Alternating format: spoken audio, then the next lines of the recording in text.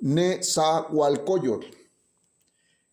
Un día 28 de abril de 1402 nace Nezahualcóyotl. Fue hijo de Ixtlilxóchitl, señor de Texcoco.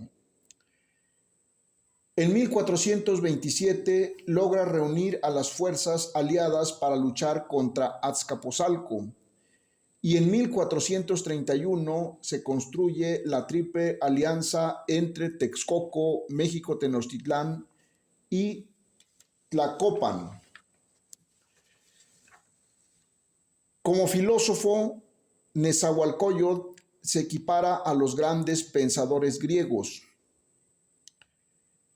Así tenemos la poesía de Nezahualcóyotl.